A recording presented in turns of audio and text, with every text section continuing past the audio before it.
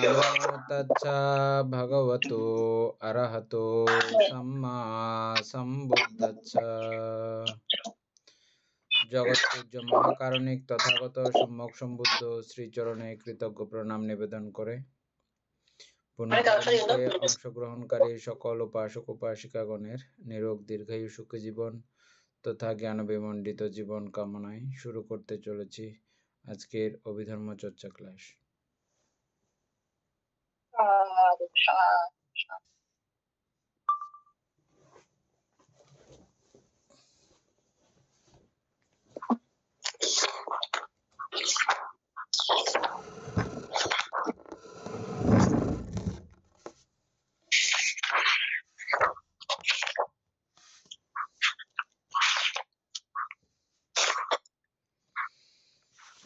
আমরা 16 পৃষ্ঠা শেষ করেছিলাম না শেষ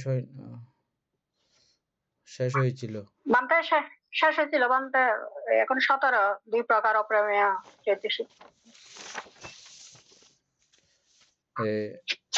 দুই প্রকার অপ্রমেয় জ্যোতিষিক।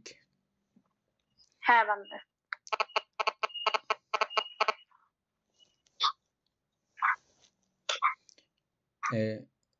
এই দুইটা পড়ার শেষে আমরা অপ্রমেয় শব্দটা সম্পর্কেও আমরা একটু জানবো।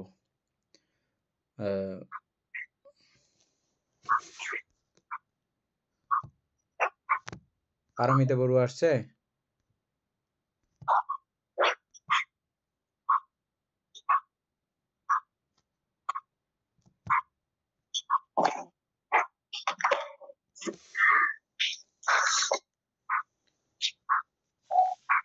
পুতুল বাবু পড়েন 17 পৃষ্ঠা 117 করুণা।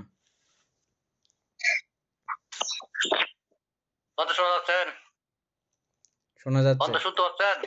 হ্যাঁ শুনতেছি, বলেন।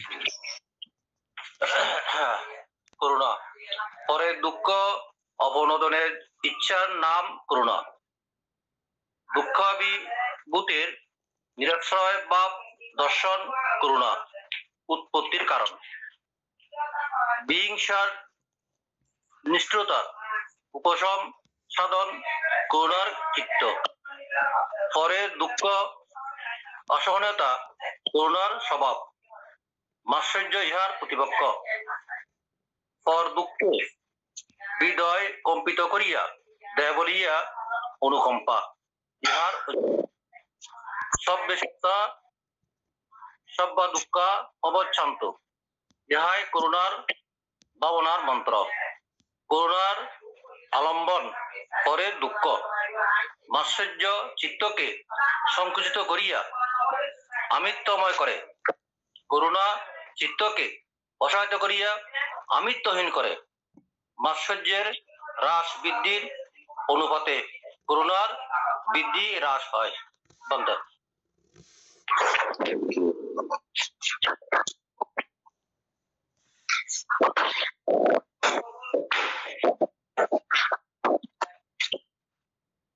উপাসিকা ইন্দ্রা বড়ুয়া বুঝছেন এটা?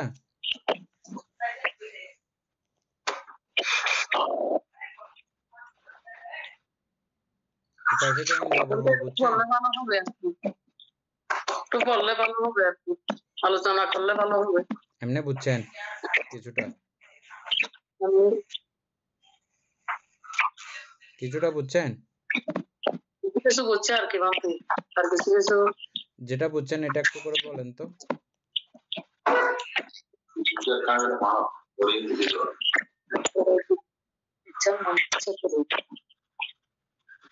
অনপদনের এটা বুঝি নাই বানতে। অনপদনের ইচ্ছার নাম করুণা। আচ্ছা ঠিক আছে, আলোচনা করতে বুঝতে হবে, তারপরে না এটা বলা যায়। অনুপদনের ইচ্ছার নাম হচ্ছে, পরে দুঃখ অনুপদনের ইচ্ছার নাম হচ্ছে করুণা। অনুপদন শব্দটা বুঝে নেই। ঠিক আছে, আমরা আলোচনা করতেছি। আপনি যেগুলো যেগুলো গুরুত্বপূর্ণ মনে করবেন এগুলো সঙ্গে সঙ্গে লিখে ফেলবেন। অনুগ্রহপূর্বক সবাই একটু মিউট করুন। অনুগ্রহপূর্বক সবাই মিউট করুন, মিউট না করলে আমরা আলোচনা করলেও বুঝবো না, সেজন্য। তারপরে আবসু সমাধি ইন্দ্রিয়, হ্যাঁ, প্রথমে হচ্ছে যে অপ্রমেয় নিয়ে আলোচনা করবেন। উপরে অপ্রমেয় শব্দটা আমরা অন্য জায়গায় অন্যভাবে পাইলেও এটা যেহেতু অপ্রমেয় চৈতসিক, অপ্রমেয় শব্দটা একটু আলোচনা করব আমরা প্রথমে। তারপরে প্রথম লাইনে যে যে শব্দগুলো একটু মানে আমাদের বুঝতে কষ্ট, প্রত্যেকটা শব্দ নিয়ে আমরা আলোচনা করি, তারপরে পুরো লাইনটা নিয়ে আলোচনা করি। হ্যাঁ, এভাবে আমাদের আলোচনা সিস্টেমটা। এখন বাদে এটা করতাম পরে। হ্যাঁ, আগে অপ্রমেয়টা সম্পর্কে আপনি যেটা বুঝেন এটা বলেন। এটা বলতে আমার মতে অপ্রমেয় বলতে মানে এটা বলতে সকল প্রাণীর জন্য বলতে এই যে করুণা মুদিতা, এটা দুইটা সকল প্রাণীর জন্য বলতে আমার মতে বলতে এটা মানে প্রযোগ্য বিটাই এবং এটা দরকার, এটা তার জন্য এটা মানে অপ্রমেয়। আর এগুলো তো দয়া মানে ভালোবাসা এবং করুণা এগুলো তো মাপা যায় না বলতে, তো তার জন্য আমার মতে মনে হয় এটাই মানে অপ্রমেয়, এই আমার মতে সেটা মনে হয় বলতে। হ্যাঁ, লাস্টে যেটা বলছেন এটা যেহেতু মাপ করা যায় না, পরিমেয়, পরিমেয় মানে মাপ করা যায়, আর অপ্রমেয় মানে মাপ করা যায় না, মাপা যায় না, এটা কতটুকু কি পরিমাণ, হ্যাঁ, এটা যেহেতু মাপা যায় না, এটা আমার ভালোবাসাটাও মাপা যায় না, করুণাটাও মাপা যায় না, এবং আবার যেই সত্যের প্রতি এই যে আমরা করুণা প্রদর্শন করি, এটাও এই একজনের প্রতি, যখন মা এবং বাবার যে আমরা করুণার কথা আলোচনা করেছিলাম আগে পূর্ব ক্লাসে, এটা সন্তানের প্রতি নির্দিষ্ট, এটা আমার সন্তানের প্রতি শুধু, বা আমার নির্দিষ্ট বস্তুর প্রতি, আমার নির্দিষ্ট বিষয়ের প্রতি, নির্দিষ্ট সত্যের প্রতি, এটা তখন এটা নির্দিষ্টতা আছে। কিন্তু এই অপ্রমেয় চৈতসিকের যে অপ্রমেয়, সেটার কিন্তু নির্দিষ্ট কোনো সীমারেখা বা কোনো সত্য প্রাণী বিশেষে ব্যাপার নাই। ঠিক আছে, বিশুদ্ধাচার এর থেকে আরো বিশেষ কিছু আলোচনা এখানে প্রয়োজন আছে। একটু বাইরে ওই একটু কাজ করছে তো বলতে। আচ্ছা, ঠিক আছে। তারপরে উপাসক, করুণা বলতে পরে দুঃখ অবনোদনের ইচ্ছার নাম করুণা। এখানে বলতে এটা দুঃখটা হলো বলতে অন্যজনের, সেটা দৈহিক হোক, সেটা মানসিক হোক, সেটা যেটা হোক না কেন, মানে XYZ যেটা যে দুঃখ হোক না কেন, এই দুঃখটা অপনোদন, এটা অর্থবাদে মানতে দূর করা বা মোচনের ইচ্ছা। তার দুঃখটা অর্থাৎ আমার মানে আমার কাজ হলো ও দুঃখ করছে, কষ্ট করছে, সেটা আমি যেভাবে পারি তাকে কথার মাধ্যমে, তাকে আত্মিকের মাধ্যমে, তাকে যেভাবে ইচ্ছে তাকে শরীরের মাধ্যমে, অর্থাৎ যেভাবে সাহায্য সহযোগের মাধ্যমে তার দুঃখটা আমাকে দূর করতে হবে এবং মোচন করতে হবে। এটাই করুণার প্রধান ইচ্ছা এখানে। এটাই মানে এটা দূর করতে হবে তাকে শুধু মানে, কিন্তু বাহ্যিক দিয়ে দিতে হবে না, তাকে ভিতর থেকে সেরকম অন্তর ভালোবাসা দিয়ে তাকে সেভাবে আমাকে তার দুঃখটা আমাকে দূর করতে হবে। অনেকে আছে বলতে ওই সে কষ্ট করছে, দুঃখ করছে, কিন্তু তার বাহ্যিক অর্থাৎ তার কথাবার্তা মনে করছে যে সে অর্থাৎ তার দুঃখে দূর করার জন্য সে মানে কষ্ট করতেছে, কিন্তু আসলে সে অন্তরে সে চাই না। এদিকে মুখে বলছে আর জনকে মানে বলছে যে তুমি এটা করো, ওকে কষ্ট দাও, ওটা এটা করো। এটা হলো বলতে অন্তর থেকে আমাকে চেষ্টা করতে হবে, অন্তর থেকে অপরের দুঃখ দূর করতে হবে। এই অপনোদন মানে ইচ্ছা হলো এটা দূর করা, মোচনের ইচ্ছা, তার দুঃখটা মোচনের ইচ্ছা। এই লাইনে বলতে এটা বলছে মনে হয় বলতে। উপাসক নয়ন বাবু, অপ্রমেয় কথাটা ভালো করে বুঝতে পারছেন আপনি না? হ্যাঁ বলতে। আর আরেকটা ভাবে এই আমরা এখন করুণাকে চিনতে যাচ্ছি, করুণা কি জিনিস। প্রথম লাইনে করুণাকে চেনানোর জন্য লেখা হয়েছে এখানে পরের দুঃখ অপনোদন ইচ্ছার নাম করুণা। করুণা। যেমন আমরা উদাহরণস্বরূপ আমরা ছোটবেলা থেকেই জানি যে যখন থেকে বুদ্ধি হয়েছে গুরুভান্তেদের কাছ থেকে শুনেছি যে প্রাণীর দুঃখে কষ্টে প্রাণীকে সহায়তা করলে পুণ্য হয়। হ্যাঁ, এটা পুণ্য বলেই জেনেছিলাম, কিন্তু এটা এই অপ্রমেয় চৈতসিকের অন্তর্গত। কেউ অনেক মানুষে জাল মারতো খালে বিলে পুকুরে, তারা মাছগুলো নিয়ে যাইতো, শামুক কতগুলো নিত না, রাস্তায় ফেলে রাখতো, এগুলো রোদে পুড়ে কষ্ট পাচ্ছে এবং 2-3 দিন পরে মারাও যায়। অনেক ব্যক্তির এই দয়া বা করুণা উৎপন্ন হয়, এটাকেই করুণা বলা হয়। করুণা উৎপন্ন হয়ে উনি তখন এগুলো নিয়ে পানিতে ছেড়ে দেয়।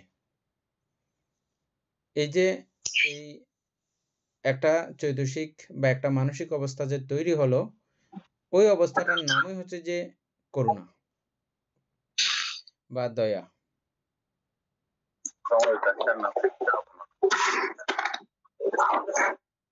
হ্যাঁ, তারপরের লাইন।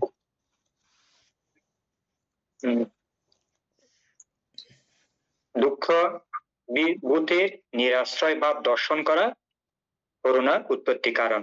যাদের বান্তে দুঃখ থাকবে, অর্থাৎ তারা বান্তে এখানে বান্তে নিরাশ্রয় মানে অসহায় বা তার আশ্রয় তেমন নেই, অর্থাৎ অসহায় সে ভাব দর্শন, অর্থাৎ এই তার যে দুঃখ এগুলো আমাকে দেখতে হবে। এখান থেকে আমাদের করুণা উৎপত্তি হয়, এখান থেকে। অর্থাৎ সে কষ্ট পড়ছে, দুঃখ পড়ছে, তার কোনো আশ্রয় নেই, অসহায় সে ভাব, সে তার এই জ্বালা যন্ত্রণা এগুলো দেখে, দুঃখগুলো দেখে দর্শন করে আসলে করুণা আমাদের উৎপত্তি হয়। এখান থেকে আমাদের করুণা কিন্তু উৎপত্তি হয়। কেউ যদি কষ্ট পড়ে, দুঃখ পড়ে, সেখান থেকে আমাদের, সেটা শত্রু হোক, সে যে দুঃখ পড়ে, কষ্ট পড়ে, সেখানে আমাদের করুণার উৎপত্তি হয়।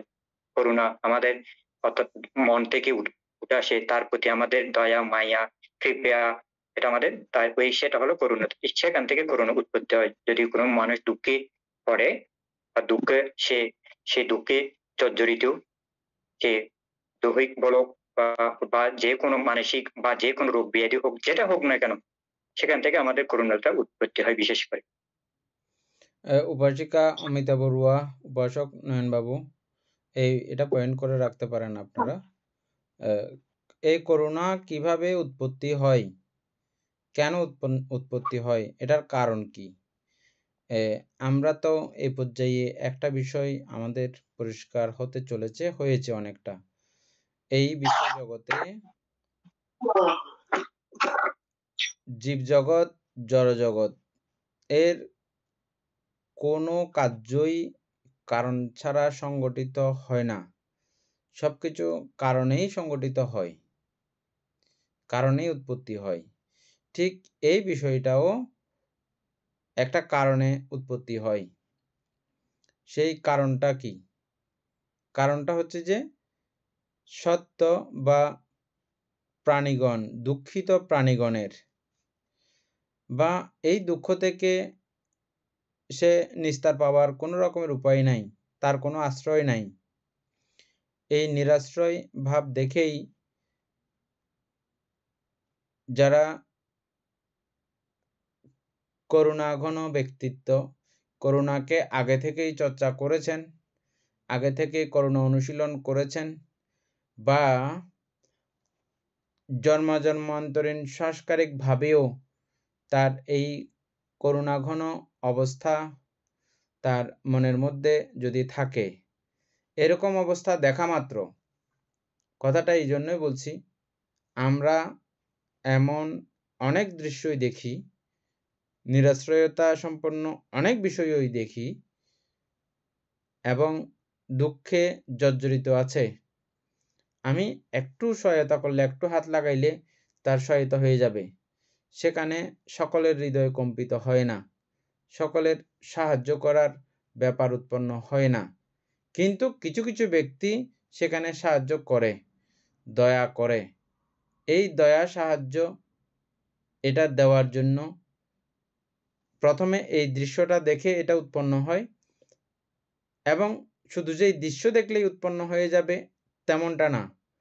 এটার জন্য আমার দীর্ঘকালীন সময়ের আমার মাতা-পিতা, আমার পরিবেশ, আমি যে দেশে বাস করি, যে সমাজে বাস করি, সেই সমাজের প্রত্যেকটা মানুষের কাছে যদি এই দয়া, মৈত্রী, প্রেমী ভাব থাকলে তখনই এটা উৎপন্ন হওয়া সম্ভব।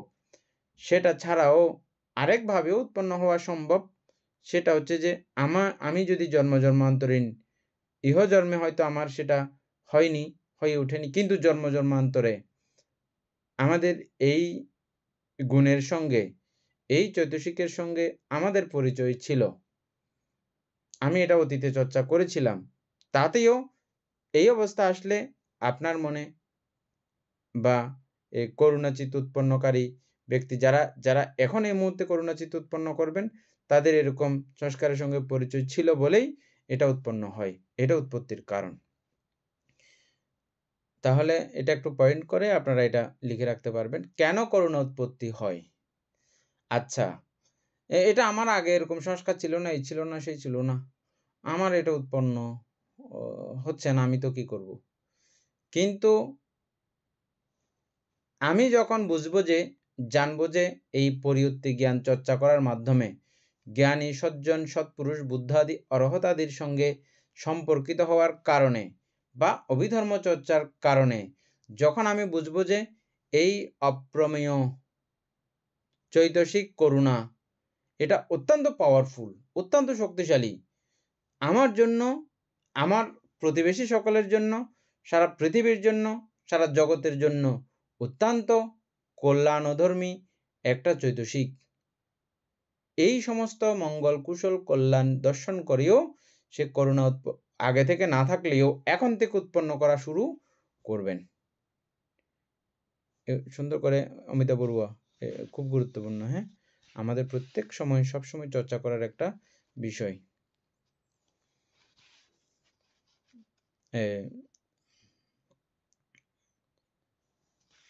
আবশু, বান্তে। হ্যাঁ, পরের লাইন। তারপরে বিহিংসার বা নিষ্ঠুরতার উপশম সাধনার করুণার কৃত। বলতে যদি সে বিহিংসার মানে এখানে ক্ষতি বা অনিষ্ট বা হিংসা বা নিষ্ঠুরতা, এটা উপশম করতে হলে, এগুলো উপশম করতে হলে তাহলে আমাদের করুণা কিন্তু অত্যন্ত মানে এটা করুণার কাজ। কারণ করুণা যদি থাকে, যদি করুণা, কৃপা, দয়া এগুলো থাকে, মনে থাকে, সে কোনোদিন কারো প্রতি চিন্তা করবে না, ক্ষতি করবে না, এবং কারো অনিষ্ট চিন্তা করবে না, এবং কাউকে হিংসা করার সে চেতনা সে আসবে না। এই করুণার কাজ হলো, প্রধান কাজ হলো সেটা। মানে কারো প্রতি হিংসা সে এইগুলো করুণার ভাবনা করলে তাহলে সেই আমাদের যেটা ক্রোধ, হিংসা, ক্ষতি, এটা উপশম হওয়া মানে হবে সেটা। এটা করুণার কাজ, প্রধান কাজ এটা। করুণার কৃত্য বা কাজ। হ্যাঁ, উপাসক নয়ন বাবু এটাও পয়েন্ট করে রাখতে পারেন, এই করুণার কাজ কি? আমরা একটু আগেও যেটা আলোচনা করলাম, এখানে আবার সেটা আসছে। এই করুণার কাজ হচ্ছে যে একটাই, নিষ্ঠুরতাকে উপশম করা। নিষ্ঠুরতা কি, আর এটা থাকলে কি সমস্যা হয়? নিষ্ঠুরতা থাকলে আমরা যখন তখন যে কাউকে কথা দ্বারা আঘাত করতে আমরা এক মুহূর্ত কালও ভাববো না। কথার আঘাতে জর্জরিত করতে, কথার আঘাতে অপমানিত করতে একবারও আমরা ভাববো না। কাজের দ্বারা দৈহিকভাবে কাউকে নিপীড়ন করতে, নিষ্ঠুর আচরণ করতে আমরা ভাববো না। এই নিষ্ঠুরতা সকলের জন্য অত্যন্ত ক্ষতিকর, এবং আমরা বা এই নিষ্ঠুর আচরণকারী ব্যক্তি নিষ্ঠুরতা করার সময় সে ভাবে না, মনে করে যে অন্যকেই সে নিষ্ঠুর আচরণ করতেছে, অন্যকেই দুঃখ দিচ্ছে, কষ্ট দিচ্ছে। এই পৃথিবীর এমন একটা নিয়ম, পৃথিবী না, প্রত্যেকটা সত্য সাপেক্ষের সত্যের এটা নিয়ম, এটা ধর্মতা।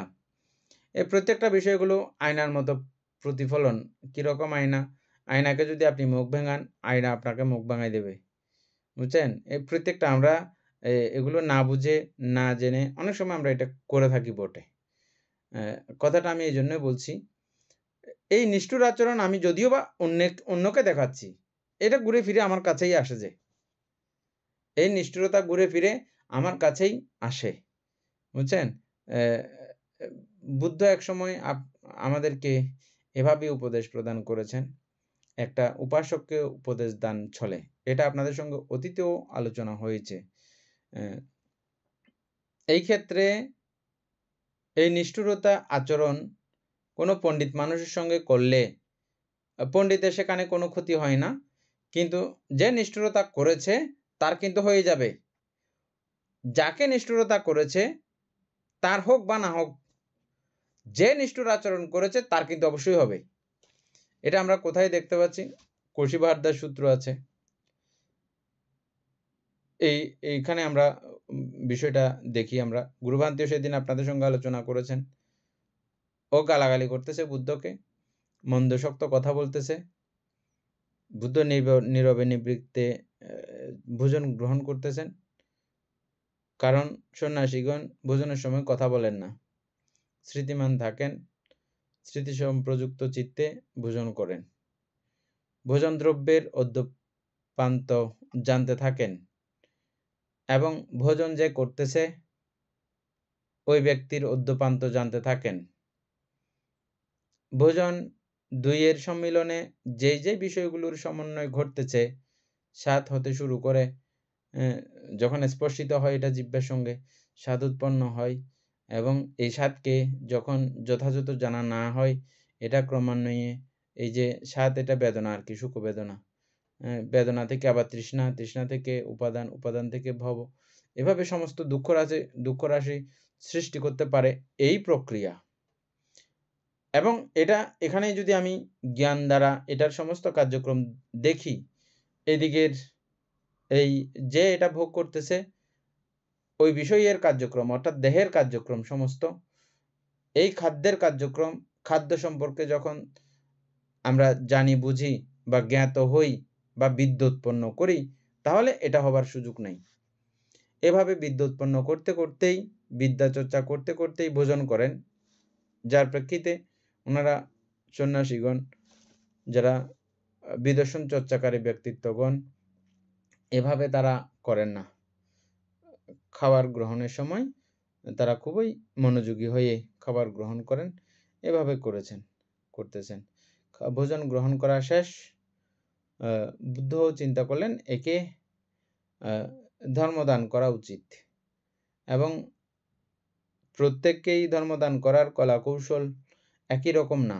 তথাগত সম্যক সম্বুদ্ধগণ এই নানান প্রকারের মানুষকে তাদের মন মতো করে, তাদের মন গড়া মতো করে ধর্মোপদেশ দান করতে পারতেন বলেই বুদ্ধের এই নববিধ গুণের মধ্যে একটা গুণ আছে, সেটা অদম্য পুরুষের দমনকারী শ্রেষ্ঠ সারথি। অদম্য পুরুষের দমনকারী শ্রেষ্ঠ সারথি। এটা আমরা অঙ্গুলিমালকে যখন বুদ্ধ ধর্ম দেশনা করতে গেছেন, উনি তখন খড়গ হাতে, ছুরি হাতে, ওই রকম ব্যক্তিকেও ওর মতো করে, ও চিত্ত আগ্রাহী করে তিনি ধর্মদান করতে পারেন। তিনি ওই বুদ্ধ। কিন্তু আমাদের বেলায় কিন্তু এটা প্রযোজ্য না।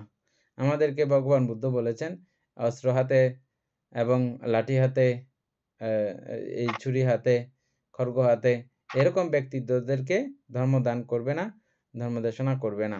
এরকম আরো অনেক কিছু আমাদের জন্য কোয়ালিটি বাঁধা আছে। কিন্তু বুদ্ধের জন্য এই সমস্ত কোনো কোয়ালিটির, উনি যথা ইচ্ছা, যখন ইচ্ছা তখন সময় বুঝে উনি বলতে পারেন। এই কশিভারদাসকেও বুদ্ধ এইভাবেই বলেছেন। অনেকক্ষণ তিনি বকাবকি করেছেন। বুদ্ধ যখন কোনো রকমের উত্তর করলেন না, এই মুহূর্তে গিয়ে কথা বললেন। কথা বলার সঙ্গে সঙ্গে অদ্ভুত হয়ে গেল। কিসে?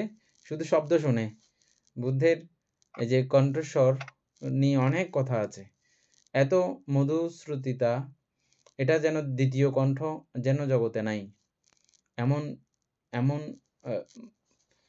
সুরালো, এখন এমন মন্ত্রমুগ্ধ কথাগুলো। আপনারা কি এগুলো বুঝতে পারেন? এত কেন হয়? আমাকে অনেক সময় অনেক মানুষের সঙ্গে আমার কথা হয়েছে। আ উম যারা বৌদ্ধ ধর্মের সকাশে নয়, বৌদ্ধ ধর্মের তীরত্নের উপাসক-উপাসিকা নয়, এমন ব্যক্তিত্বদের সঙ্গেও কথাবার্তা হয়েছে। ওরা আমাকে এসে মাঝেমধ্যে আলাপ করে, আলোচনা করে।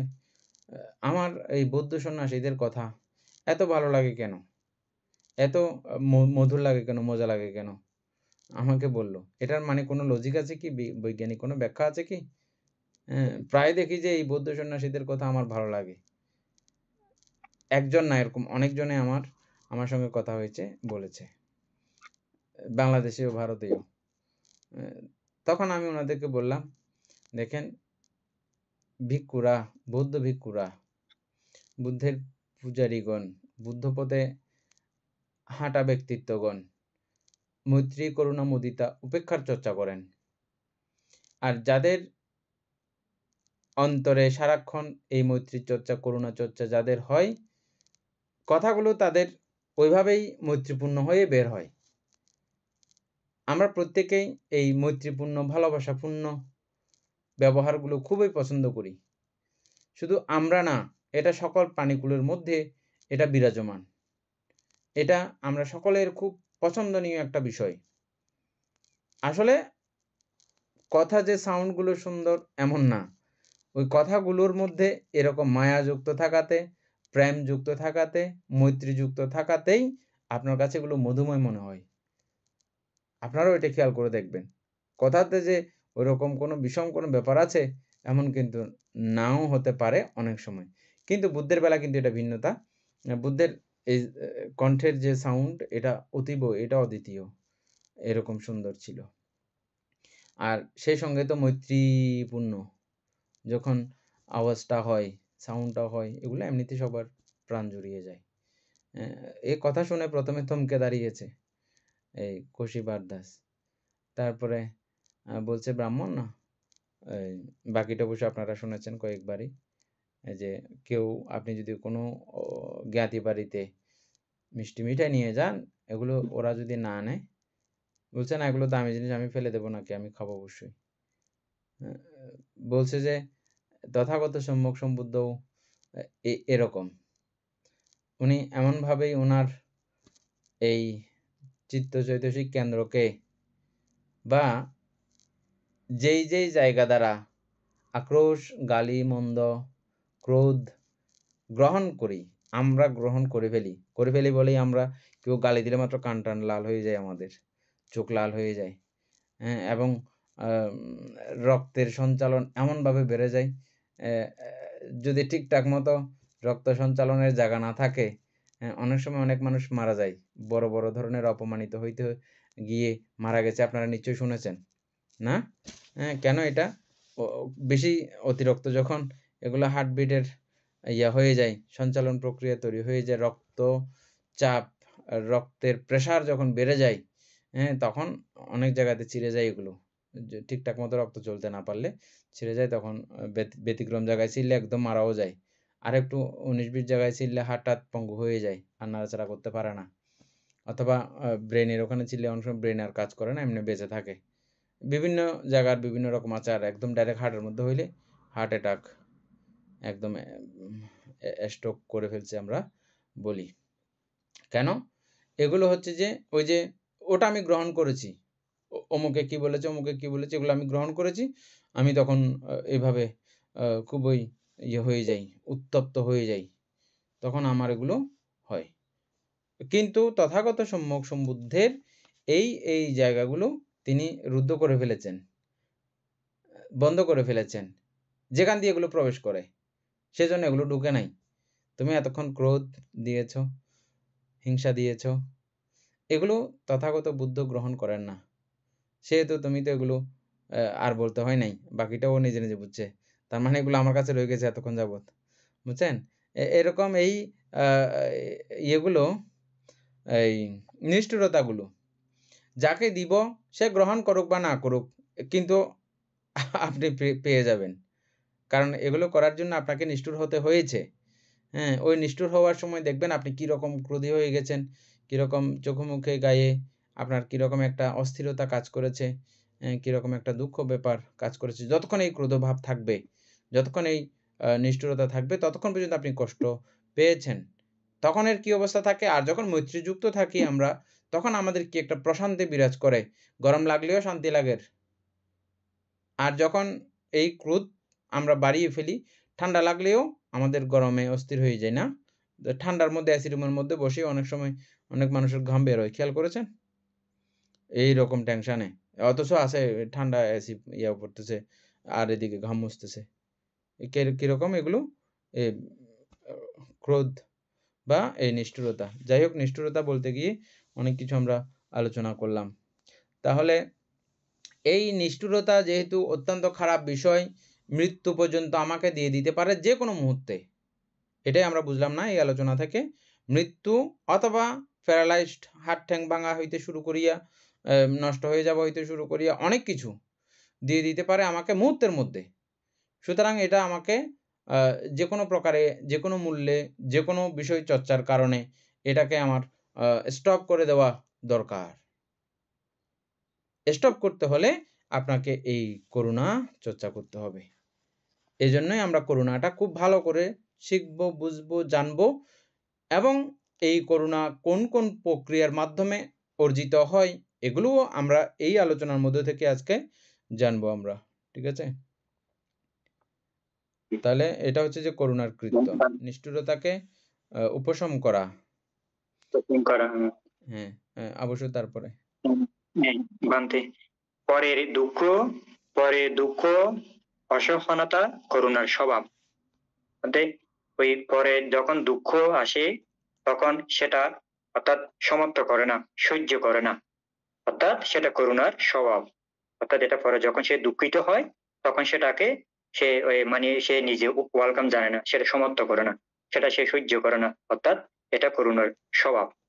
এরকম দুঃখ, আর যে দুঃখ আসে অনেকে মনে করেন বানতে হাসে, এটা হাসে না, এটা কি না ওর কাছে কোনো ধরনের দুঃখ যেন না আসুক, কারণ আমি যেন দুঃখ সহ্য করতে পারি না, ওরও আমার দুঃখ সেই রকম সমাপ্ত করি না, সেরকম এটা হলো করুণার স্বভাব। নয়ন বাবু, পরে দুঃখ সহ্য করতে পারে না। হ্যাঁ, নয়ন বাবু ঠিক এই লাইনটা, পরের দুঃখ অসহনতা করুণার স্বভাব, এইটা যে এই লাইনে যেটা বুঝছেন এটা করেন।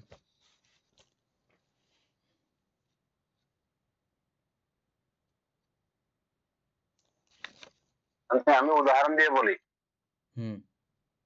আমাদের ছেলে মেয়ে যখন কোথাও ব্যথা পায়, ধরেন মাথায় কোথাও ব্যথা পাইলো, তখন আমাদের বাবা মার মনের মধ্যে যেটুকু আঘাত হয় ওটা হচ্ছে করুণা। ওই আমার বাচ্চার দুঃখটা বা ব্যথাটা আমরা সহ্য করতে পারি না, সাথে সাথে তাকে কোলে নিয়ে বা বুকে নিয়ে তার যে আঘাতপ্রাপ্ত স্থানটা আমরা হয় বরফ লাগাই, না হয় মালিশ করে দিই। এই যে পরের দুঃখ আরেকজনের দুঃখটাকে নিজের মধ্যে সহ্য করতে না পারাটাই হচ্ছে এই লাইনটা স্বভাব, করুণার স্বভাব বানতে। হ্যাঁ, আমি একটা উদাহরণ প্রদান করেছিলাম আপনাদেরকে।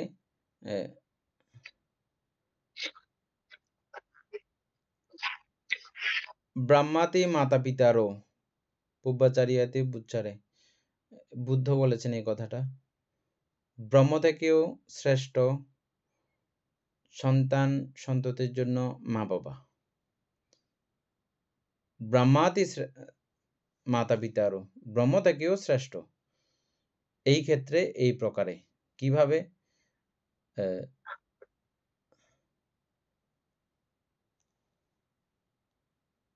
এই করুণাচিত্ত অন্য কারো প্রতি আমরা দেখাইতে পারি বা না পারি, কিন্তু সন্তানের প্রতি এটা সবসময় আমরা দেখাইতে পারি, দেখাই। এটা স্বভাব সুলভ একটা কর্ম, স্বভাব সুলভ একটা কাজ। তবে আমরা অপ্রমেয় শব্দ যুক্ত করেছি কোথায়? দুই প্রকার অপ্রমেয় চৈতসিক কে আমরা অপ্রমেয়ভাবে আমরা বলতেছি না। এটা যদি প্রমাণ করা যায় শুধুমাত্র সন্তানের প্রতি করুণা, কন্যা সন্তান বা পুত্র সন্তানের প্রতি করুণা যদি হয়, সেটা পরিমাপ করা যাচ্ছে। পরিমাপ করা গেলে এই সিস্টেম অনুযায়ী এটা মিলতেছে না, অপ্রমেয় হতে হবে। এটা জাস্ট আমরা উদাহরণ দেওয়ার জন্যই, করুণাকে চিনার জন্যই এই মাতা পিতার সঙ্গে উদাহরণগুলো দিয়ে আমরা বলেছি। হ্যাঁ, তবে হ্যাঁ, এই সন্তানের জন্য যেভাবে আমরা দেখিয়েছি ওটাও ঠিক, এটাও ঠিক, দুটাই ঠিক। তবে এই ক্ষেত্রে গিয়ে এই অপ্রমেয় জিনিসটাও আপনাকে প্রমাণ করে বের করতে হবে। এটা পরিব্যাপ্ত সকল প্রাণীর প্রতি এই করুণাটা।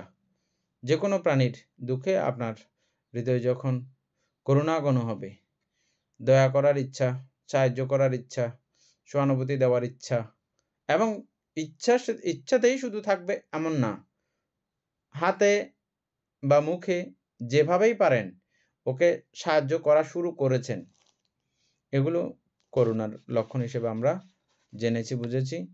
আর এই অপরের দুঃখ দেখে আপনার সহ্য হচ্ছে না, অপর প্রাণীর দুঃখ, অপর সত্যগণের দুঃখ আপনার সহ্য হচ্ছে না। এই সহ্য না হওয়াটা হচ্ছে যে ওই করুণা সম্পন্ন ব্যক্তির স্বভাব। যারা করুণা সম্পন্ন, মানুষের দুঃখ দেখলে, কষ্ট দেখলে ওদের সহ্য হয় না। এটা হচ্ছে যে মানে ওই চৈতসিক যার কাছে প্রবল, ওনার এটা স্বভাব। হ্যাঁ, অবশ্যই। তারপরে মাৎসর্য এর প্রতিপক্ষ, মাৎসর্য মানে স্বার্থপরতা, নিচতা বা কৃপণতা। তাহলে এই করুণার এটা প্রতিপক্ষ। যদি মাৎসর্য থাকে বানতে, তাহলে সেটা করুণা ভাবনা সেটা আসে না। মাৎসর্য যদি থাকে, স্বার্থপর থাকে, তাহলে সেটা আর আসে না। মাৎসর্য সম্পর্কে আমরা আগে আলোচনা করেছিলাম। চৈতসিক অন্য এর আগের চৈতসিক আমাদের ছিল। তো এই মাৎসর্য থাকলে করুণা উৎপন্ন হতে পারবে না, করুণা থাকলে মাৎসর্য উৎপন্ন হতে পারবে না। এটা থাকলে এটা উৎপন্ন হতে পারে না, এটা থাকলে এটা উৎপন্ন হতে পারে না। তারপরে পরে দুঃখ হৃদয় কম্পিত করিয়ে দেয় বলিয়া অনুকম্পা এহার অন্য নাম। বা বান্তে পরে দুঃখ এটা হৃদয় কম্পিত করিয়ে দেয় বলে এটা অন্য নাম হলো অনুকম্পা বা কৃপা বা দয়া। এটা আরেকটা মানে আর নাম এইরকম। খুব সুন্দর একটা শব্দ, ইন্দ্রাবরু। এগুলো খুব গুরুত্বপূর্ণ, এগুলো লিখে রাখবেন, বারবার এগুলো চর্চা করবেন, বুঝছেন। তারপরে এক সময় এক খুব দার্শনিক ব্যক্তির একটা কথা শুনেছিলাম। পুরো বুদ্ধিজম বা বৌদ্ধ ধর্ম বলছে যে এটা শুরুই হচ্ছে যে মৈত্রীকে কেন্দ্র করে। একদম প্রত্যেকটা, যেমন আমাদেরকে সকল সাধারণ মানুষগণের জন্য যে শিল দেওয়া হয়েছে, এই প্রত্যেকটা শিল মৈত্রীকে কেন্দ্র করে। সকল প্রাণীর প্রতি মৈত্রীকে কেন্দ্র করেই এই শিলটা দেওয়া হয়েছে। যে পঞ্চশীল আছে, প্রত্যেকটা আপনি মৈত্রীর সঙ্গে রিলেটেড। আপনার যদি মৈত্রী থাকে, এই শিল ভঙ্গ করতে আপনি পারতেছেন না, শিলভ্রষ্ট হতে পারতেছেন না। হ্যাঁ,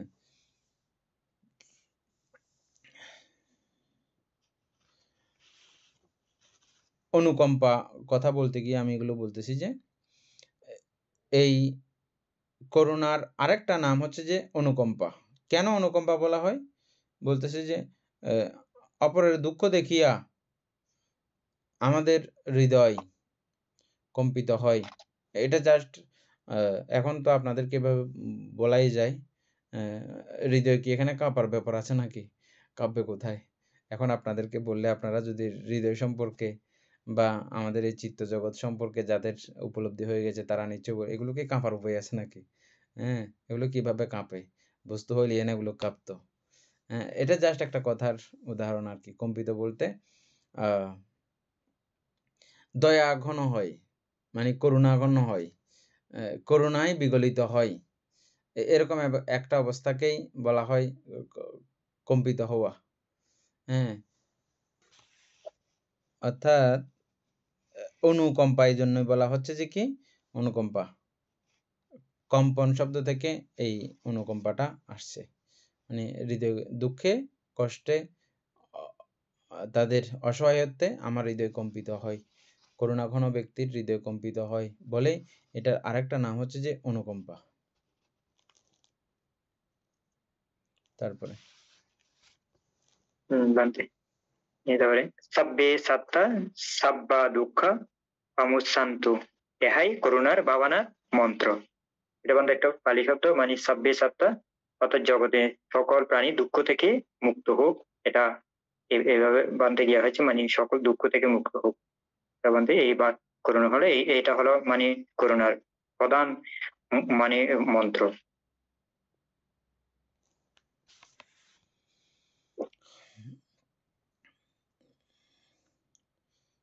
মন্ত্র আমরা মন্ত্র সম্পর্কে আমরা প্রত্যেকে জানি, ছোটবেলা থেকে এটা দিয়ে এটা শুনে শুনেই আমরা অভ্যস্ত। বিশেষ করে আমাদের এলাকাতে এগুলো বিশেষ প্রচলিত। এই শব্দটা আমরা জলবুদ্ধকে বন্দনা করতে যাই, এই কথাটা আমাদের ওই এলাকাতে প্রচলিত খুব কম হয়, ইদানিং তো কিছুটা হয়েছে। আমরা ছোটবেলা থেকে এভাবেই শুনেছি, চল মন্ত্র লইয়া গই। হ্যাঁ, আপনাদেরও কোনো কোনো গ্রামে হয়তো থাকতে পারে, চলো বুদ্ধকে বন্দনা করে আসি, এমন কথার পরিবর্তে আমাদের এলাকাতে এরকম বলে যে কি, চল মন্ত্র লইয়া গই। হ্যাঁ, এরকম বলে।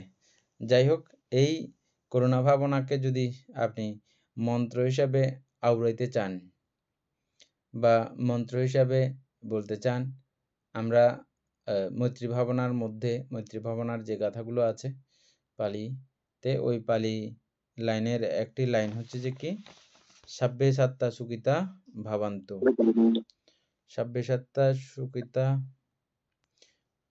ভাবান্তু সাব্বা দুঃখা পামুচ্ছাতু।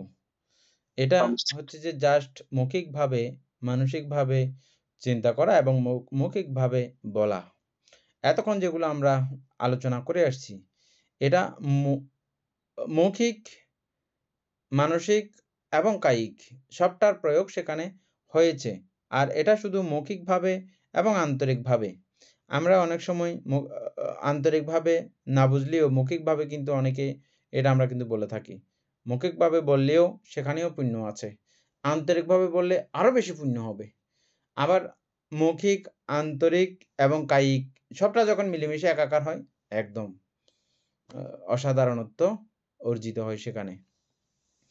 তো এই কথার অর্থ কি, সকল সত্ত্বগণ প্রাণীগণ দুঃখ হইতে মুক্ত হোক, সকল প্রাণী সুখী হোক, বা এক কথায় বলতে গেলে সকল প্রাণী সুখী হোক, দুঃখ হইতে মুক্ত হোক।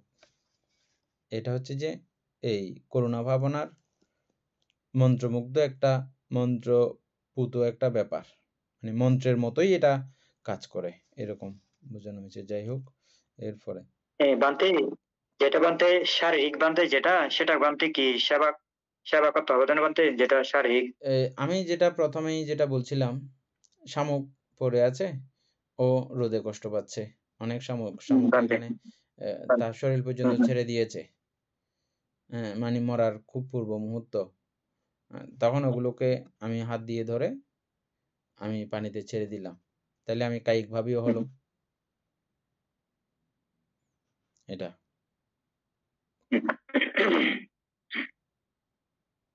করুণার আলম্বন পরে দুঃখ, এটা বলতে করুণাটা আসলে মানে অন্যের থেকে বিষয়বস্তু, অন্যের বিষয়বস্তু কারণ মানে দুঃখ দেখে বা কষ্ট দেখে সেই করুণার মানে পরের দুঃখে অবলম্বন, মানে পরের দুঃখে অবলম্বন সেই দুঃখটা আসে, মানে করুণাটা আসে।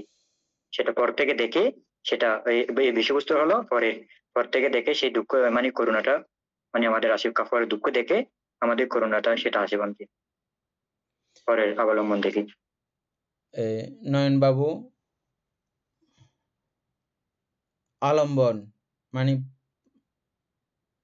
যে কোনো একটা চৈতসিক উৎপত্তির জন্য, চিত্ত উৎপত্তির জন্য আলম্বন প্রয়োজন হয়। আলম্বন ছাড়া কোনো কিছু উৎপন্ন হতে পারে না।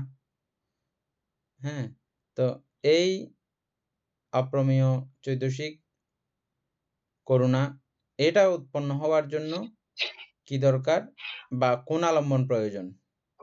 এটার আলম্বন হচ্ছে যে অপর সত্যগণ, অন্য সত্যগণ বা দুঃখিত সত্যগণ। অপরের দুঃখ হচ্ছে যে আলম্বন। এটা তারপরে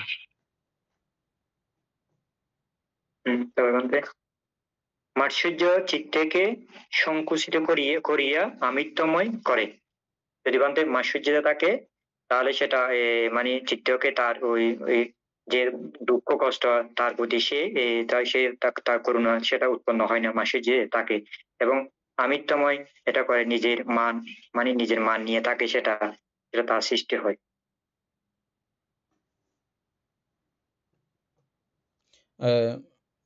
আপনাকে বলছিলাম বোধহয় মাৎসর্য কত প্রকার, 10 প্রকার মাৎসর্যের কথা গুরুভান্ত আমাদেরকে বলেছিলেন। যে আপনার লেখা হয়েছে এগুলো আজকে একটু করে গ্রুপে দিয়ে দেবেন, আর আপনি দিলে আমরা সবাই লিখে নেব। এমনিতে বান্ধে আমি ওই 5 প্রকারে পেয়েছি বান্ধে, 5 প্রকারে ওই ধর্ম সঙ্গিনীতে 5 প্রকারে 5 প্রকার মাৎসর্য। হ্যাঁ 5 প্রকার মাৎসর্য, ঠিক আছে বলেন। এগুলো বানতে ব্যাখ্যা দিতে হবে বানতে নাকি জাস্ট শুধু মাৎসর্যগুলো বলতে হবে? ব্যাখ্যাগুলো আমরা আগে আলোচনা করেছি, মাৎসর্য 5 প্রকারে। আচ্ছা বানতে করুণা চিত্তকে প্রসারিত করিয়া আমিত্বহীন করে। মাৎসর্যগুলো আমরা আগে আলোচনা করছিলাম, তো আরেকবার এখন বলতে বলছি, মানে 5 প্রকারের মাৎসর্যগুলো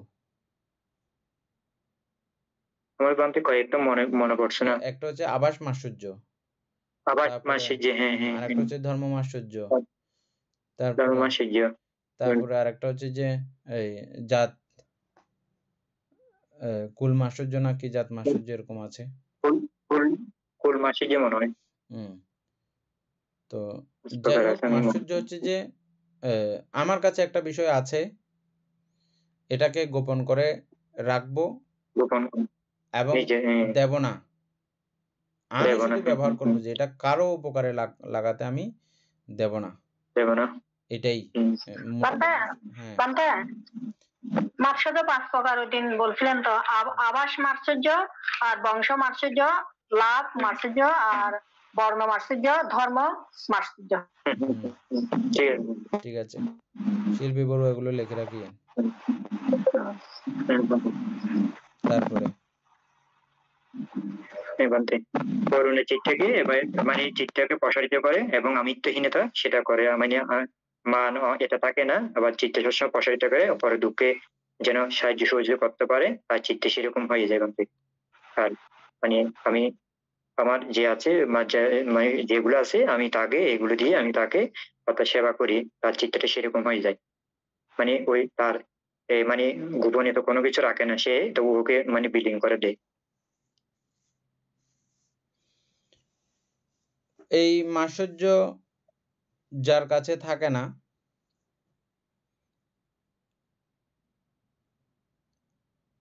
তিনি এই করুণা চিত্তকে ঠিকঠাক মতো উপভোগ করতে পারেন। এই মাৎসর্য চিত্তকে সংকুচিত করিয়া রাখে। সংকুচিত মানে কি? এরকম চিবি ধরে রাখা। তো চিত্তকে এরকম চিবি চাপ দিয়ে বা ছোট বানিয়ে ফেলার, সংকুচিত করার এরকম ব্যাপার আছে নাকি? এরকম জিনিস নাকি এটা, যে সংকুচিত করা যায় না? এটা একটা কথার সিস্টেম আর কি। হ্যাঁ, তো যখন মৈত্রী, করুণা, মুদিতা এগুলো যখন থাকে না, অপরের প্রতি দয়া ধর্মতা যখন থাকে না, অপরের প্রতি যখন দানত্বভাব থাকে না, ত্যাগত্বভাব থাকে না, ওই চিত্তগুলোকেই, ওই মানসিক অবস্থাগুলোকেই আমরা বলি চিত্তের সংকোচ ভাব। আর চিত্তের প্রসারণ ভাব কাকে বলি? মৈত্রী, দয়া, করুণা একদম বিস্তারিত হয়ে আছে যাদের চিত্ত, দয়াতে ভরপুর, করুণায় ভরপুর, মুদিতায় ভরপুর, ওইরকম যখন হয় ওই চিত্তগুলোকে আমরা কি বলি? প্রসারিত চিত্ত। এই সংকুচিত এবং প্রসারিত, সংকুচিত বললে কোন একটা বিষয়ের সংকোচন প্রসারণ এরকম আমরা বুঝবো, হ্যাঁ, কিন্তু এখানে সংকোচন বলতে এটা খুব সূক্ষ্মভাবে মানে আমরা বুঝতে হবে যে বিষয়টা সংকোচন বা প্রসারণ জিনিসটা কি। মৈত্রীযুক্ত অবস্থাকেই প্রসারণ বলা হয়, মৈত্রীহীন অবস্থা, মাশ্চর্যপূর্ণ অবস্থাকেই বলা হয় যে কি? সংকোচন একটা। তারপরে হচ্ছে যে এই মাশ্চর্য চিত্তকে সংকুচিত করিয়া রাখে, আমিত্বময় করিয়া রাখে, মানে সবগুলো আমার জন্য, আমার হবে, আমি ব্যবহার করব, এই বান্ডিং এর মধ্যে, এই গণ্ডির মধ্যে আমাদেরকে রেখে দেয় এই আমিত্ববোধ। করুণা চিত্তকে প্রসারিত করে, এই করুণা হচ্ছে যে চিত্তকে প্রসারিত করে ফেলে, কিছুক্ষণ আগে যেটা আলোচনা করতেছি। আমিত্বহীন করে, আমিত্বহীন, এটা আমরা এই বই পড়ে একটা আমিত্বহীনতা দেখতে পারবো, বা অনাত্মা নামক একটা বিষয়ের সঙ্গে আমাদের পরিচয় হবে। ওটা আলাদা জিনিস, এটা আলাদা জিনিস, প্রক্ষান্তরে একই, কিন্তু তারপরে একটু ডিফারেন্স কিন্তু আছে। এই আমিত্ব হচ্ছে যে কি? এই আমিত্বহীনতা হচ্ছে যে কি? সকলের তরে সকলে আমরা, প্রত্যেকে আমরা পরের তরে।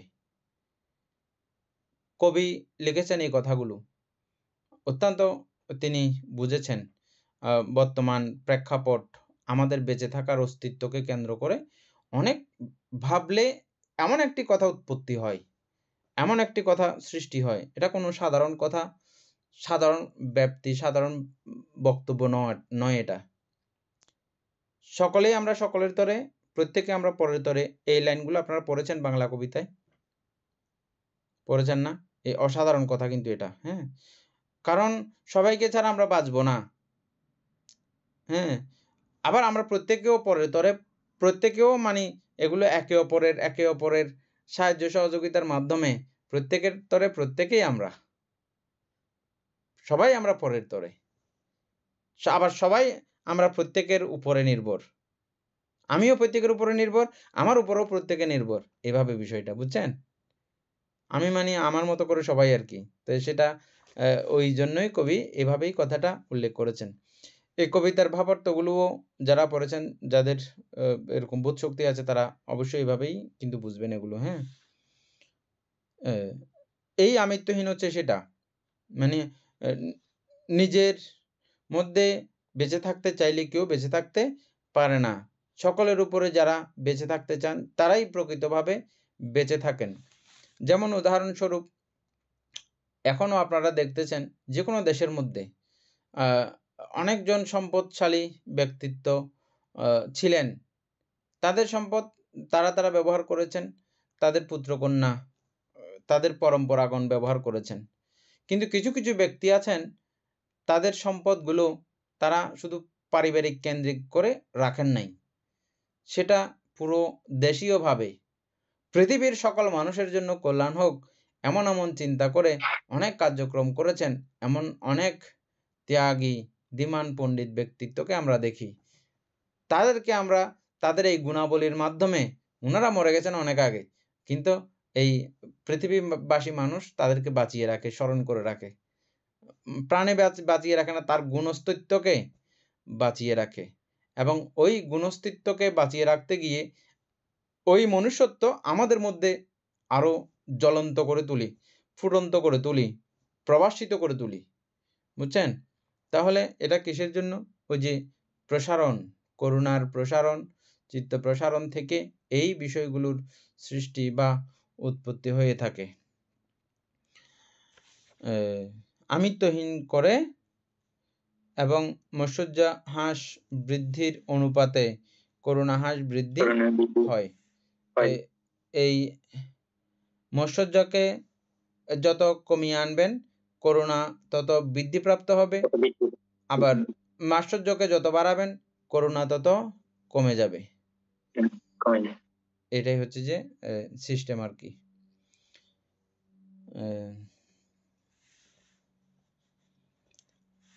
ইন্দ্রা বড়ুয়া মুদিতা পড়েন, এমনি আজকে আলোচনা করা শেষ হবে না, অত্যন্ত গুরুত্বপূর্ণ, সেজন্য আমি এটা একটু লম্বা করে সময় নিয়েছি। বিশুদ্ধ চারা আসছে না বানতে মনে আসবে না। মুদিতা পরে শ্রী সম্পদ, যশ, লাভ, ঐশ্বর্য ইত্যাদি সৌভাগ্য দর্শনে নিজ চিত্তের আনন্দই মুদিতা। অন্যের সম্পদ অনুমোদন মুদিতার লক্ষণ। ঈশ্বর ধ্বংস সাধন ইহার কৃত্য। সভ্যে সত্তা ইহত লব্ধা সম্পত্তিতু মা বিগচ্ছন্ত। মুদিতা ভাবনার মন্ত্র। মুদিতার আলম্বন পরের সম্পদ। মুদিতা বৃদ্ধি হ্রাসের অনুপাতে ঈর্ষার হ্রাস বৃদ্ধি হয়। ঈর্ষা রাক্ষসী, মুদিতা দেবী। করুণা ও মুদিতার আলম্বন যথাক্রমে সত্যের, দুঃখ ও সম্পদ। সত্য সংখ্যা অপ্রমেয় বলিয়া ইহারাও অপ্রমেয় চৈতসিক।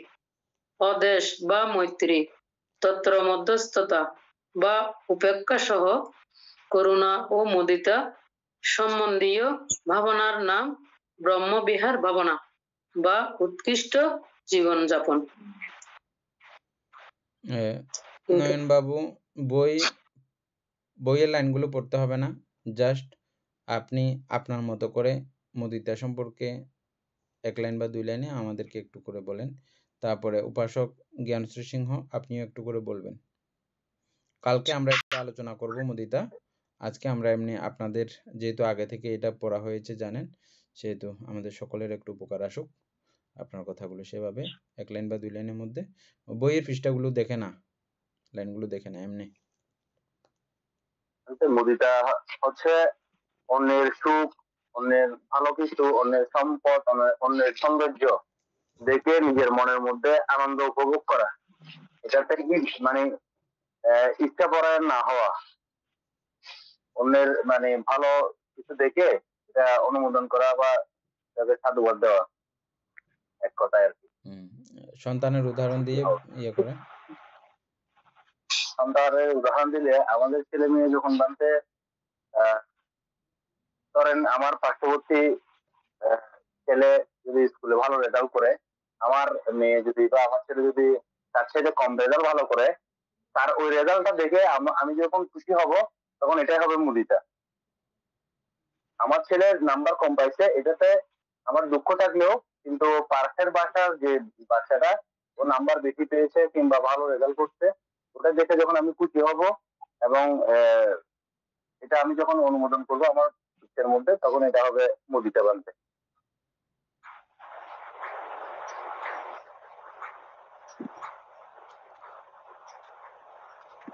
আমাদের ছেলে যখন কোনো বিষয়ে কৃতকার্য হয়, তখন আমি এটাকে প্রেসার করে কোনো জ্ঞান যুক্ত করে আনন্দ উৎপন্ন করতে হয় না, অটোমেটিকভাবে উৎপন্ন হয়।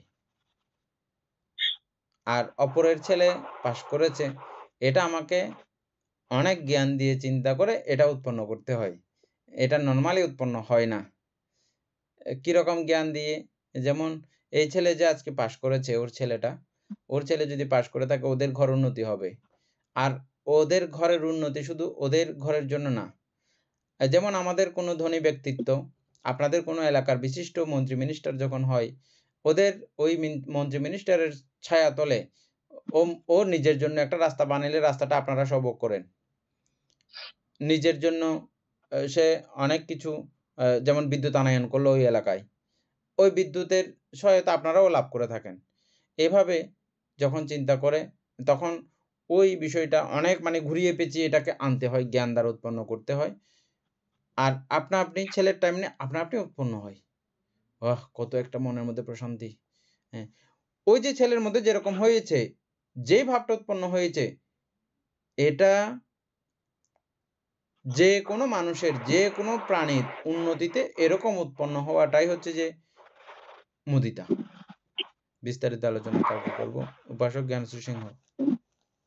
বান্তে হ্যাঁ বান্তে আমার একটু জানা আছে। বান্তে মনে করেন এটা এই একজন ব্যক্তি বান্তে মনে করেন সেই বান্তে ওই অসৎ অবলম্বন করে সে লাভ, যশ, মান, কীর্তিমান তার বৃদ্ধি পেয়েছে এবং পরিবারের সবাই মানে খুশি। এটা একটা বান্তে। আরেকটা হলো বান্তে মনে করেন একটা ছেলে বান্তে পরীক্ষা দিচ্ছে, এখন পরীক্ষা হলো বান্তে মনে করেন সাপোজ বান্তে আমি ছিলাম, আমি দেখছি যে বান্তে সেই ছেলেটা অসৎ অবলম্বন করে পরীক্ষা দিছে, রেজাল্ট যখন বাইরে হয়েছে সে ভালো রেজাল্ট করছে, কিন্তু আমি জানি সে অসৎ অবলম্বন করছে। এখন বান্তে সবাই খুশি। এই মুহূর্তে বান্তে আমি অর্থাৎ খুশি হলে কি হবে, না হলে কি হবে বান্তে?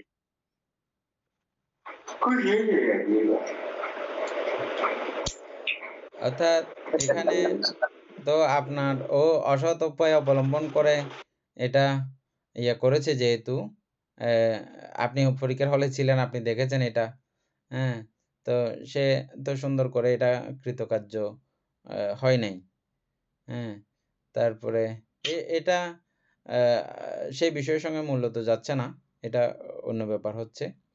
ওখানে আপনি আনন্দ হবেন কি না, আনন্দটা হচ্ছে যে মূলত মানে অপরের সুখে সুখী হওয়া মূল বিষয় হচ্ছে যে ও খুশি হয়েছে, ওই খুশিতে আপনিও খুশি হয়ে গেছেন, ওর খুশির অনুভবটা আপনার মধ্যেও আসছে। আর এটা আপনি টিচার হিসাবে আপনি এটা দেখেছেন, তা আপনি এটা করতে দেবেন কেন? এটা টিচারের ভূমিকায় আপনি ফেল। একটা টিচার এটা টিচারের ধর্ম না। টিচারের পরিবেশ বাদে এরকম নেই, পরিবেশ বাদে আমার পক্ষে নেই। পরিবেশ না থাকলে আপনার কিছু করার নাই, সেখানে আপনি এটা মানে মুদিতা সাইটের ব্যাপার আসতেছে না, এটা অন্য ব্যাপার চলে আসছে তখন, হ্যাঁ। আমাদের বান্তের যে প্রশ্নটা, এটা ঠিক আছে, আমি একটু শেয়ার করি বান্তে। যদি আপনি বা আমি দেখি যে কেউ অসৎ উপার্জনের মাধ্যমে বড়লোক হয়েছেন, তাহলে তাতে আমার খুশি হওয়ার কোনো দরকার নাই, কারণ আমি জানি তার উৎপত্তি কোথায়। তো ওইটাকে আমি অনুমোদন দেওয়া মানে কি, তার অসৎ কাজে আমি অনুমোদন দেওয়া। হ্যাঁ, সেই সৎভাবে যদি পাস করে, সেই সৎভাবে যদি ইনকাম করে, যদি কোন একটা শ্রেণী ভাষাগড় করে, তাহলে সেটাকে আমরা যদি সাধুবাদ দিয়ে অনুমোদন করি, তাহলে সেটা আমার সত্যিকার অর্থে মুদিতেও হবে এবং ওই ওনার ভালো কাজটাকেও অনুমোদন দেওয়া হবে। এখন সে অসৎ পথে যদি কাজ করে বা খারাপ কাজ করে যদি এসে এখানে সাদা খামদারি করে, তাহলে তাকে আমার সাধুবাদ দেওয়ার দরকার নেই। তবে ওখান থেকে আমার চিত্রটাকে উপেক্ষা সহগত করে সরে যাওয়াটাই বেটার। আমি ইয়েতেও যাব না, অনুমোদনও যাব না, আবার ওইটাকে ঘৃণাও করার দরকার নাই আমার। আমি আমার মতো করে ওখান থেকে চলে আসবো ওই কাজটাকে উপেক্ষা করে। এটা বানতে আমি বুঝি আর কি এইভাবে। অবশ্যই এখানে একটা মজার একটা কথা লেখা আছে, অত্যন্ত মানে বুঝার, হৃদয়ঙ্গম করার একটা বিষয় লেখা আছে। এটা আমরা কালকে যদিও বা আলোচনাতে আসতাম। ইয়াথালাদ্দা সাম্পাতিতো মহাবিগাচ্ছান্তু কাম্মাসাকা, এটা মুদিতা ভাবনার। হ্যাঁ, এটা যদিও বা মুদিতা কথার সঙ্গে সরাসরি এটার একটু মানে এটার বাংলাটা যদি সরাসরি বুঝেন একটু কিন্তু 19-20 আছে, বুঝছেন? আপনার কথাতে কিন্তু এটা আপনি যেটা এখন বলতে চাইছেন ওই কথার উত্তর কিন্তু এটাতে আছে। মানে আপনি যেরকম কর্ম সম্পাদন করেছেন, যতটা আপনি অর্জন করেছেন, যতটা পাওয়ার উপযুক্ত আপনি, ততটাই পেয়ে আপনি সুখী হন, খুশি হন। আপনার সম্পত্তি থেকে যেন আপনি বঞ্চিত না হন। এটা একদম বিভাজ্যবাদের কথা কিন্তু, বুঝছেন? এটা মানে সরাসরি তুমি জ্যাঙ্গরে বক না, তুমি খুশি থাকো, সুখে থাকো, ঠিক এই কথা এটাতে আসতেছে না কিন্তু। হ্যাঁ, এখানে আসতেছে যে তুমি তোমার যথা কর্ম অর্জিত, যথা ধর্ম অর্জিত, তোমার বিষয় অর্জিত হয়েছে সেটা ভোগ করে, সেটা পেয়ে তুমি খুশি থাকো। এটা সাপ নমরক লাড়িও নমারক নবাঙ্গুক এ জাতীয় হয়েছে কথাটা, বুঝছেন? তো যাই হোক, উপাসক জ্ঞানশ্রী সিংহ এটা একটু আলোচনা করেন। এটা আমরা প্রয়োজনে কালকে আরো গুরুভান্তে থেকে বিস্তারিত জানবো আর কি। হ্যাঁ, উপাসক জ্ঞানশ্রী সিংহ। ভান্তে সব ব্যাপারে তো আলোচনা হয়েছে, আর এইটাই আমার কিছু বলার নেই, মানে বুঝে গেলাম ওই যে পরের বলার নাই এরকম না, মানে দূরে এটা আপনি আগে ক্লাস করেছেন, এতক্ষণ আমরা এটা ক্লাস করেছি, এটার মধ্যে সংক্ষিপ্ত হ্যাঁ মানে আপনার অভিব্যক্তি। তো এভাবে অভিব্যক্তি না হ্যাঁ জানলে যেটা পরে আমরা বুঝবো না হ্যাঁ যে আপনি কি নিয়েছেন। হ্যাঁ, হ্যাঁ বানতে সেই তো মানে আপনার মাধ্যমে আপনি যেহেতু মানে টিচার, পরে হ্যাঁ, এখানে আমাদের ক্লাসের মধ্যে এখন টিচার অনেক, বুঝছেন? আমি হ্যাঁ সবার বানতে সঙ্গে এভাবে করি নাই, পরিচয় করায় দিই নাই আপনাদেরকে। তো যাই হোক, তো বলেন, আপনিও টিচার? মানতে ওইটাই আর কি, যে পরের উন্নতি সম্পত্তির দিকে হোক বা পড়াশোনার দিকে হোক বা যেদিকে হোক, যে মানে পরের উন্নতিতে আমি খুবই খুশি, আর তার শ্রীবৃদ্ধি করি, তার উন্নতি আরো কামনা করি, সেটাই মুদিতার লক্ষণ। আর সেটাই বলবো, আর কিছু বলার নেই এখানে। হ্যাঁ, ঠিক আছে। তাহলে আজকে আমরা এখানেই সমাপ্ত করছি। করুণা আলোচনা হয়েছে, মুদিতা আমরা কালকে আলোচনা করব। সদ্ধর্মপ্রাণ প্রিয় উপাসক উপাসিকাবৃন্দ আমাদের আবশ্যক রয়েছেন, আপনাদের সকলের সহায়তায়, সকলের ধৈর্য চিত্ততার কারণে, সকলের ধর্মপ্রেমতার কারণে, তীরত্নের প্রতি ভালোবাসার কারণে আমরা এই ক্লাসকে এতদিন যাবৎ এগিয়ে নিয়ে যেতে সক্ষম হয়েছি, চলছে। এখনো খুবই প্রাণবন্তভাবেই আমাদের এই ক্লাস চলছে। যাদের মাধ্যমে যারা ক্লাসে যুক্ত হয়েছেন, আমি তাদেরকে আবারও আহ্বান করে বলবো, প্রত্যেকেই যেন ক্লাস করে। এভাবে একটু করে আপনারা প্রত্যেকে যার জ্ঞাতিগণকে আপনারা গাইড দেবেন যেন ক্লাস করে।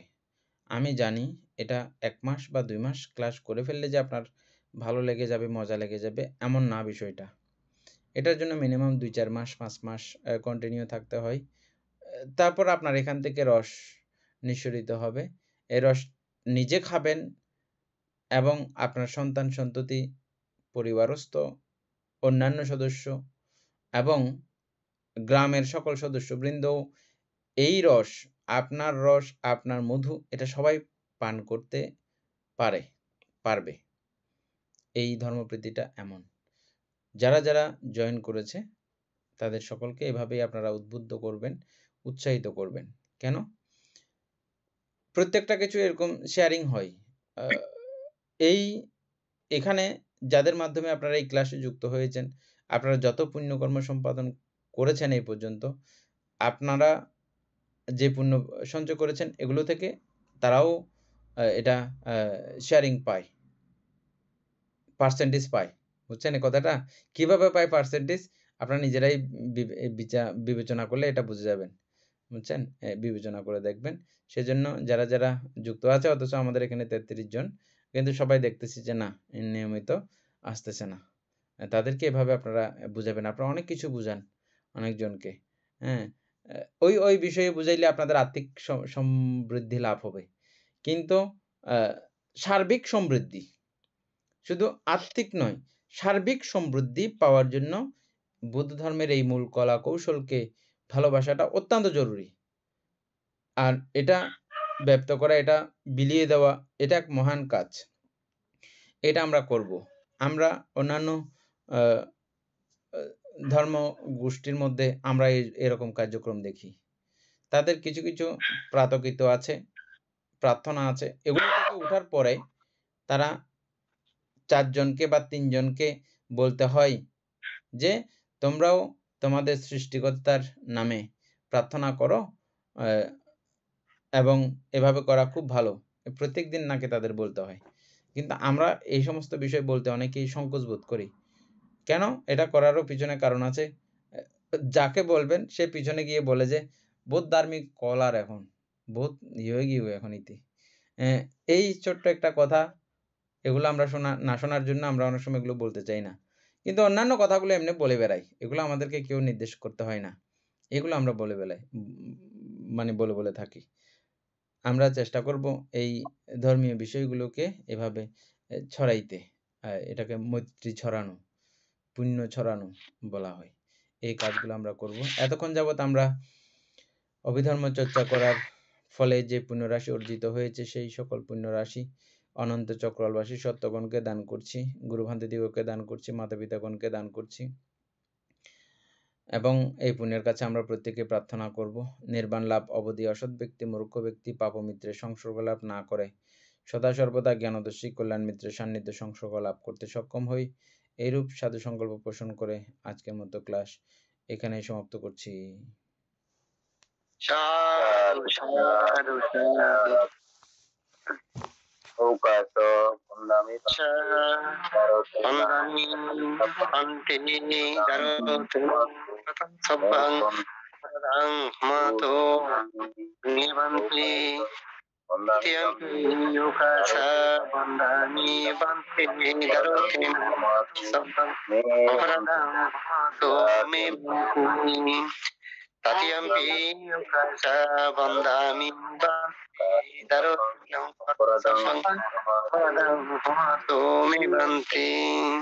साधु अभिवदनशीलच्च नित्यं वड्ढपचयनुचत्तरो धम्म वर्धन्ति आयुवन्नो सुखं बलं आयुवारोग संपत्ति सग्ग संपत्तिमेव च अथो निब्बन संपत्ति इमेनात समिज्जतुति।